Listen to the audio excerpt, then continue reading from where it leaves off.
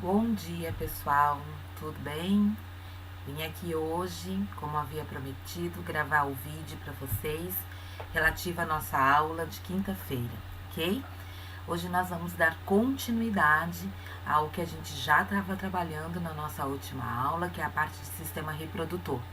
Eu vou fazer 2 momentos de vídeo, tá? Um terminando a parte do sistema reprodutor masculino e outro introduzindo então a parte do sistema reprodutor feminino, ok?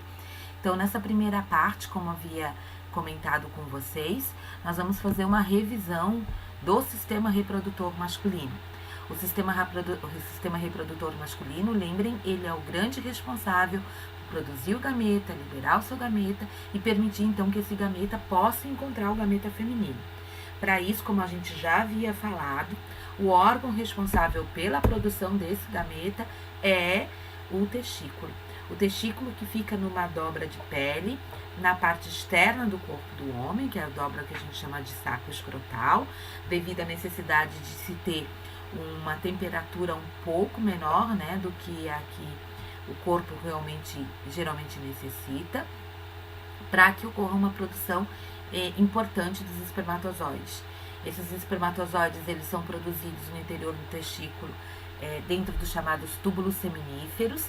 Os túbulos seminíferos, eles contêm, além das células que são organizadoras do processo de formação do gameta masculino, algumas células que controlam e que possibilitam que isso aconteça, como é o caso das células de Sertoli.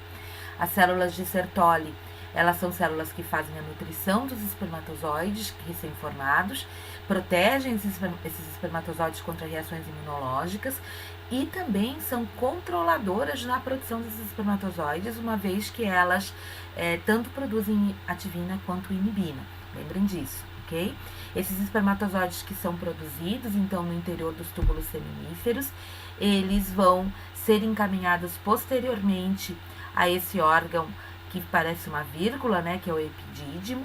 Aqui eles vão permanecer até o momento de serem liberados e precisam permanecer no epidídimo por aproximadamente em torno de 2 semanas para que ocorra o que a gente chama de maturação espermática. A maturação espermática é ampliar a concentração, entre outras coisas, de glicoproteínas na membrana desse espermatozoide.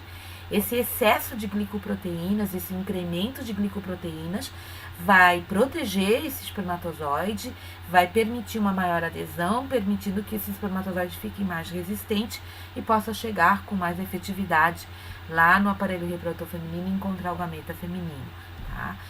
Depois de maturado, esses espermatozoides então são encaminhados para a porção mais final do epidídimo e quando ocorre o início de uma relação sexual, eles são levados então ao canal deferente, que é esse canal aqui, que está sendo apontado pela seta, que percorre uma longa distância, né? Entra no corpo do homem, passa por trás da bexiga e vai então se continuar com esse outro canal, que é um canal que vem lá da bexiga masculina, que é a uretra, que vai percorrer toda a extensão do órgão copulador, que é o pênis. Esse canal ele serve tanto para a eliminação da urina quanto para a eliminação dos espermatozoides. Então, durante esse percurso, os espermatozoides eles não têm movimento, lembrem disso, pelo canal deferente. É um movimento muscular que faz com que eles passem por tudo aqui. E só quando chega lá atrás da bexiga e os espermatozoides recebem o líquido da vesícula seminal, são 2 vesículas, uma para cada canal. E essa vesícula, então, libera seu conteúdo e os espermatozoides recebendo esse líquido, que é extremamente nutritivo, rico em frutose, um carboidrato, né? Simples, como a glicose. Eles podem, então, produzir ATP e esse ATP é utilizado para bater a cauda. Só aqui que os espermatozoides vão ficar viáveis e eles vão, então, continuar percorrendo, chegar na uretra.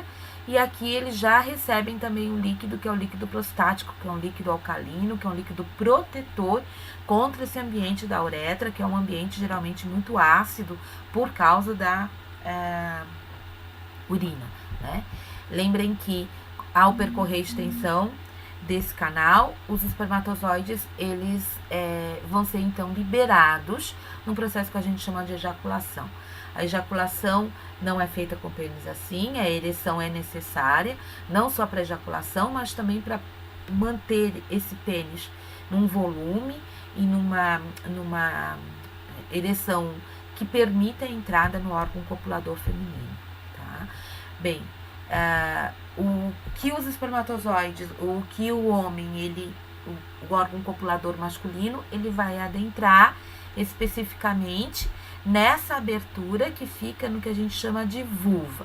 A vulva é essa região externa do aparelho reprodutor feminino. A vulva ela é composta por dobras de pele. Essas dobras de pele são essa maior, que a gente chama de grandes lábios, que na parte mais anterior formam o chamado monte pubiano, onde a gente tem a presença dos pelos pubianos, né? E na parte interna dos grandes lábios existem pequenas dobras chamadas de pequenos lábios, aonde você tem a proteção de duas aberturas. A abertura, que é a abertura da uretra, e a abertura da vagina. Notem que aqui nós temos duas aberturas. Não existe um canal exclusivo para liberação de urina e liberação do gameta, ou no caso da menstruação na mulher, tá? São duas coisas separadas. Na parte mais anterior dos pequenos lábios, nós temos o chamado clitóris. O clitóris seria comparado à glande peniana.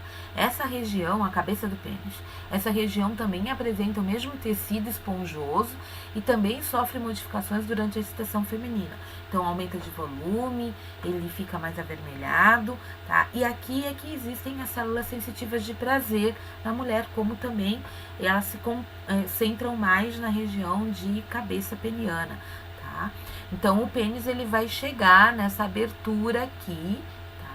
E vai entrar nesse canal, que é o canal da vagina. Essa abertura é uma abertura pequena nas mulheres que ainda não tiveram uma relação sexual. Ela modifica o seu tamanho nas mulheres que já têm uma relação sexual, e ainda mais a abertura quando a mulher já teve um bebê.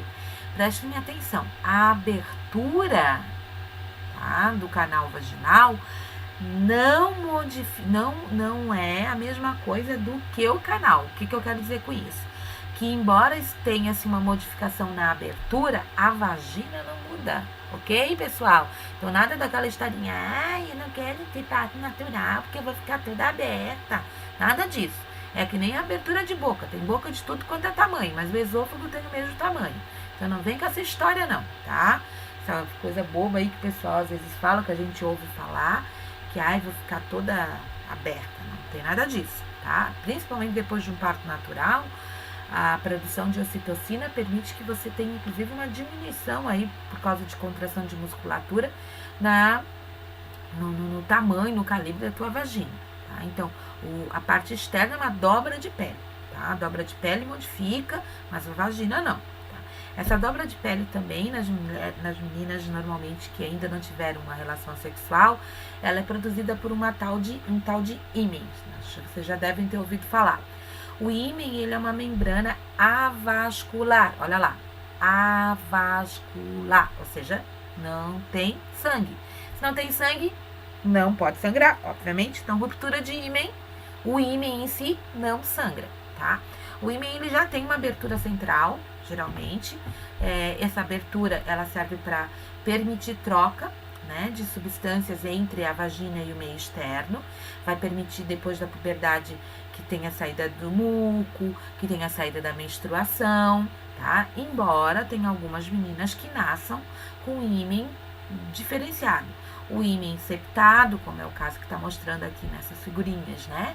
O ímen crivado, que pode causar alguns problemas relacionados principalmente a essa troca, fazendo que essas meninas elas tenham perfis de infecções mais rotineiras do que outras, tá? E tem aquelas que nascem, inclusive, com ímen imperfurado, tá? E aí, obviamente, isso é um problema, porque vai ter que ser feita uma perfuração. Problema no sentido de que não é o natural, né? Mas não é nada complicado fazer uma perfuração de ímen, tá? Então, às vezes, até o uso de uma pomadinha pode permitir que isso aconteça. tá? Então, geralmente, esse ímã, essa membrana, ela é rompida na primeira relação sexual, ou pode ser rompida antes, às vezes com uma batida muito grande da mulher, né, dessa região da vulva, com alguma coisa que faça um rompimento de ímã. Então, não quer dizer que, porque no ímã não tá ali, que a mulher não é mais virgem. Não tem nada a ver. Eu dei isso pra falar, porque, inclusive, virgindade é uma coisa meio baixa. Tudo bem.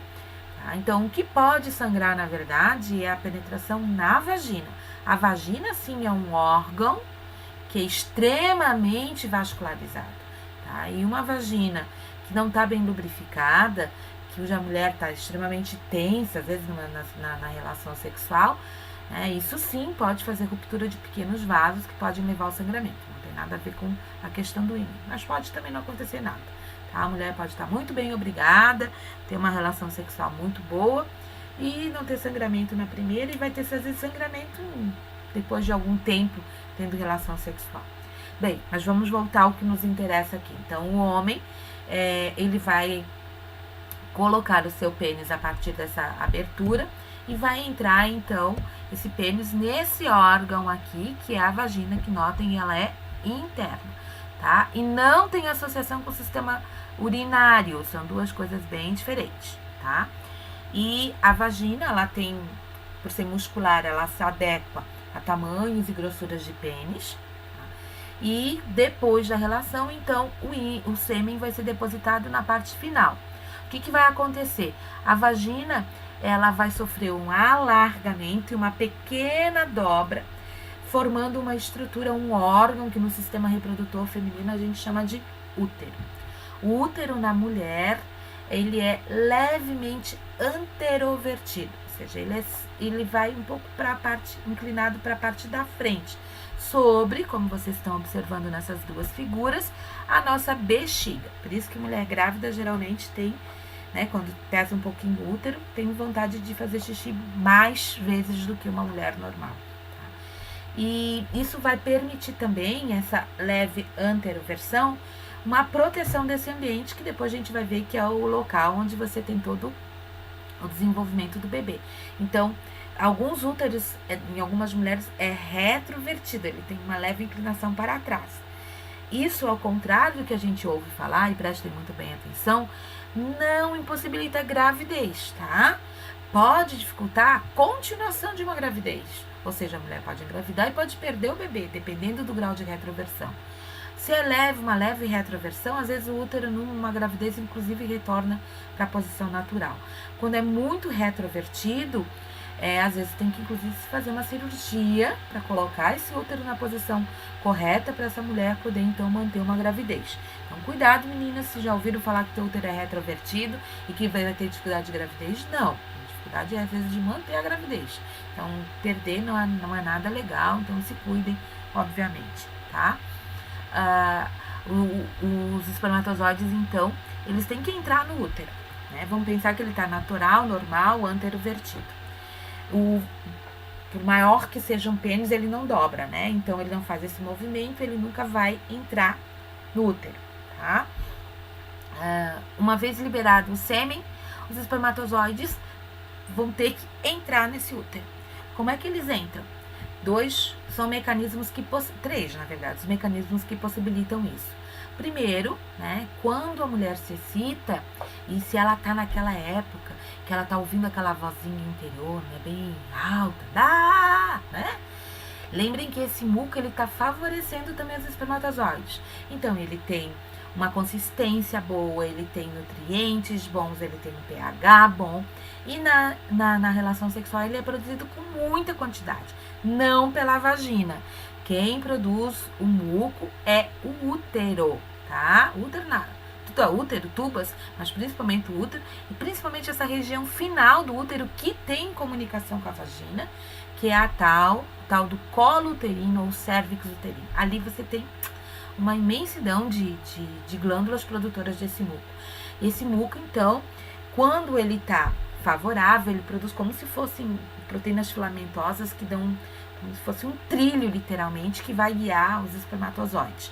Vai guiar, vai nutrir, vai ser tudo de bom, tá? Quando não tá nessa época, esse muco não é bonzinho não, tá? Ele fica grudento, ele fica rico em proteínas filamentosas também, mas que formam uma espécie de uma rede que dificulta a passagem do espermatozoide, tá? pH muda, tudo muda. Tá? Além do muco, a própria cauda dos espermatozoides, né, permite que você tenha ascensão aí, tá? É importante que a gente pense que os espermatozoides vão ter essa possibilidade. E lembrem que o terceiro motivo que vai facilitar a entrada no útero é que no sêmen existe umas moléculas chamadas de prostaglandinas. As prostaglandinas, elas estão produzidas lá na vesícula seminal e estão dentro do sêmen. E quando essas substâncias tocam a parede do útero, que é muscular também, elas provocam uma contração de musculatura. E essa contração de musculatura favorece também a entrada. Então, o muco favorável, a contração de musculatura, o excesso desse muco, né, por causa da própria relação sexual, e a atividade de cauda dos espermatozoides vão permitir que os espermatozoides entrem nesse útero. O útero, ele tem nas mulheres normalmente em torno de 4, 5 centímetros, tá? E aí, lá no final, o útero ele se bifurca. São duas, né, bifurcações que dão origem às chamadas tubas uterinas. As tubas uterinas têm em torno de 15, 18 centímetros e elas são uma continuação do útero e elas são um estreitamento, elas vão se estreitar, tá? A região onde elas se comunicam com o útero, ela é bem estreitinha, chamada de istmo de tuba. E à medida que elas se afastam do útero, elas ampliam um pouquinho o tamanho delas. Mas os espermatozoides, quando chegam ali no final, eles precisam escolher qual tuba que elas vão, para onde eles vão. Por que eles têm que escolher? Lembrem que a mulher, ela libera um gameta por mês, né? E liberando um gameta por mês, obrigatoriamente os espermatozoides vão ter que escolher uma das tubas. Um mês é alternado, tá? Um mês está numa tuba, outro mês está noutra. E como não existe uma seta luminosa, queridos espermatozoides, este mês encaminhe-se, por favor, à tuba direita ou à tuba esquerda. Obrigatoriamente eles precisam fazer uma escolha. E ali eles se perdem. Então, se perdem na vagina também, porque é um ambiente ácido. Se perdem na subida pelo útero, se perdem na escolha na tuba. Quando os espermatozoides chegam na tuba, quando chegam no útero, muito tempo antes da liberação do gameta feminino, geralmente a gente vê que metade vai para um lado, metade vai para o outro. Quando está muito próximo da liberação, e principalmente quando o gameta feminino já está na tuba, se observa que a maioria dos espermatozoides vão para a tuba correta. O que demonstra provavelmente que o nosso gameta, o feminino, ele libera alguma substância atratora, né? Alguma substância como se fosse um feromônio, sei lá, que atrai os espermatozoides para o local correto, tá, meninos e meninas? Muito legal, tá? É nessa região da tuba, que é uma volta aqui, ó, tá? Que a gente chama de ampola da tuba, ou terço distal da tuba, que você vai ter a possibilidade de ter fecundação. Nessa região também, na subida pelos espermatozoides e principalmente nessa região de tuba uterina, vai acontecer um processo que a gente chama de capacitação espermática. O que é a capacitação espermática? A capacitação, como o próprio nome sugere, é tornar o espermatozoide capaz. Capaz de fazer o quê? De fazer o que ele tem que fazer, que é fecundar o gameta feminino, tá? Não, professora, tá me dizendo que ele fez até isso, saiu lá do aparelho reprodutor masculino, tá? Chegou até no útero, até na tuba, ele ainda não é capaz de fecundar? Tô dizendo isso, acredita nisso? Firmaram isso, principalmente depois do desenvolvimento das técnicas de reprodução assistida, nas fertilizações in vitro, quando pegavam os espermatozoides do homem, botavam do lado do espermatozoide, do gameta feminino, e ele ficava batendo cabeça, nada. Bom, então eles pensaram, tem que ter alguma coisa que aconteça dentro do aparelho reprodutor feminino que faz esse espermatozoide entrar. Se ele tá ali com a cauda batendo, por que ele não entra? E aí foram investigar, e realmente acontece. Durante a subida, lembra que os espermatozoides sobem, e o muco que é produzido, que vai sair pela vagina, desce. Então, esse movimento contrário faz com que o espermatozoide, ele comece a perder parte daquelas glicoproteínas que ele tinha adquirido lá no epidídimo. Lembra? Forma tipo uma carapaça, o incremento do glicocálix. Esse glicocálix aumentado agora, ele já não é mais necessário, ao contrário, ele precisa ser eliminado. Porque abaixo dessas glicoproteínas, existem as proteínas que vão servir como reconhecimento. Elas precisam, as proteínas que estão na membrana dos espermatozoides, precisam se aderir, precisam se fundir com membranas que vão estar na superfície do gameta feminino, como uma chave e uma fechadura. Quando isso acontece, se sabe e que vai se permitir a fecundação. Então, eu vou ter que tirar esse excesso de glicoproteínas da membrana do espermatozoide. É isso que a gente chama de capacitação espermática, tá? Então, isso vai acontecer na passagem pelo útero e também nas tubas. Por que nas tubas? Porque lá na tuba, as células, elas são ciliadas. Ciliadas, tem um monte de cílios batendo. E aí os espermatozoides, eles vão ficar batendo essa cabeça lá nos cílios, e esses cílios batendo vão liberar, ou vão tirar o excesso, o restante dessas glicoproteínas. E quando isso acontece, você então capacita os seus espermatozoides para que eles possam, enfim, fecundar o nosso gameta feminino, tá? Isso demora um tempo, tá? A capacitação espermática, ela pode demorar algumas horas, e isso também vai fazer com que a gente pense que, obrigatoriamente, mesmo a gente tendo 5 minutos depois, né, os espermatozoides chegando lá na tuba, 45 minutos depois, tem espermatozoide ainda chegando na tuba uterina, eles precisam passar por esse processo para conseguir penetrar o gameta feminino, tá? Então, junto com essa retirada de glicoproteínas, os espermatozoides também aumentam a própria mobilidade deles para favorecer a chegada e encontrar o nosso gameta. Essa capacitação espermática, ela acontece in vitro também, tá? Quando o homem for fazer a mulher for fazer uma inseminação artificial, esses espermatozoides, eles precisam ser capacitados.